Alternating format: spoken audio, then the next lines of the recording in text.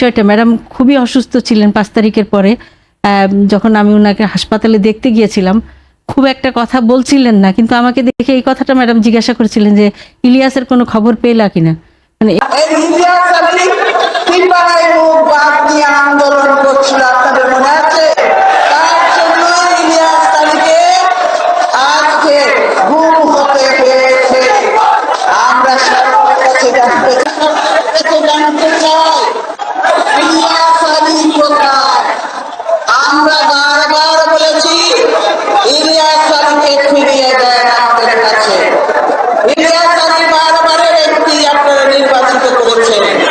ইলিয়াস আলী আমাদের সাংগঠনিক সম্পাদক, সেই ছাত্র জীবন থেকে বিএনপি করে আসছে।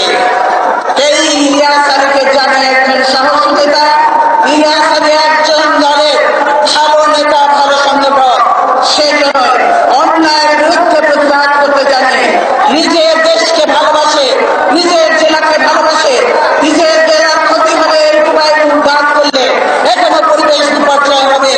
এই সিলেটের বাঁধ নদী শুকিয়ে যাবে সব, এবং গঙ্গা নদীর বাঁধ কোন রকম ভাবে সিলেট শহর ভেসে যাবে। সেজন্য ইলিয়াস আলী প্রতিবাদ করেছিল, তার জন্য তাকে গুরুত্ব হয়েছে। তাই প্রিয় ভাই বোনেরা, আমি বলবো যে আমাদেরকে এখন জাগার সময় এসেছে। চরম দুর্যোগময় সময়ে বিশেষ করে আমি আমার কথাটাই বলতে পারবো, যেটা যে আমার স্বামী ইলিয়াস আলী সাহেব যখন গুম হয়েছিলেন, আমি বারবার ম্যাডামের কাছে গিয়েছি, ম্যাডামের কাছে পরামর্শ নিয়েছি। ম্যাডাম মানে সব সময় যে বিষয়টা আমাকে বেশি মানে শক্তি জুগিয়েছে, সাহস জুগিয়েছে, মানে ওই যে আমি তখন ভেঙে পড়া যে বিষয়টা ছিল, যে আমি ভেঙে পড়ো মানুষ মানে চরম একটা বিপর্যয়ের মুখে দাঁড়িয়েও কিভাবে সোজা হয়ে দাঁড়াতে হয়। ম্যাডাম খালেদা জিয়া হচ্ছে সেটা, ম্যাডাম খালেদা জিয়া সেটা আমাদেরকে শিখিয়েছেন। আমরা এটা শিখেছি যে চরম, যেহেতু উনি ওনার স্বামী হারিয়েছেন, ওনার ছেলেকে বিদেশে চলে যেতে বাধ্য করা হয়েছে, উনি আরেকটা ছেলে হারানোর পরেও কিন্তু কখনোই ম্যাডাম মুষড়ে পড়েননি, ভেঙে পড়েন নাই। সেই জায়গাটা থেকে ম্যাডামের কাছ থেকে এটা আমরা শিখেছি। এবং নেতাকর্মী, প্রত্যেকটা নেতাকর্মীর পাশে উনি আন্তরিকতা দিয়ে সবসময় নিজের সন্তানের মতো করে উনি মানুষের পাশে দাঁড়িয়েছেন এবং আমাদেরও পাশে দাঁড়িয়েছেন। এবং সবচেয়ে মানে যে বিষয়টা, ম্যাডাম খুবই অসুস্থ ছিলেন 5 তারিখের পরে। যখন আমি ওনাকে হাসপাতালে দেখতে গিয়েছিলাম, খুব একটা কথা বলছিলেন না, কিন্তু আমাকে দেখে এই কথাটা ম্যাডাম জিজ্ঞাসা করেছিলেন যে ইলিয়াসের কোনো খবর পেলা কিনা। মানে এই কথাটা ম্যাডাম জিজ্ঞাসা করেছেন। মানে এটা অতটুক ফিলিংস না থাকলে তো মানুষ জিজ্ঞাসা করতে পারে না।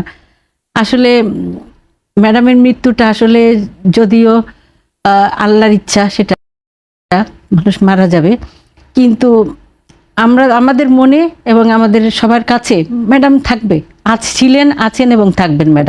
ম্যাডামকে ধারণ করে আমরা থাকবো, আমরা যারা বিএনপি করি। আমরা আবারও আপনার কাছে ফিরবো। আপনার বিশেষ করে 5 তারিখের পরে যখন ম্যাডামকে দেখতে গিয়েছিলাম হাসপাতালে, ম্যাডাম প্রথম প্রশ্নটা আমাকে করেছিলেন যে ইলিয়াসের কোনো খবর পেলে।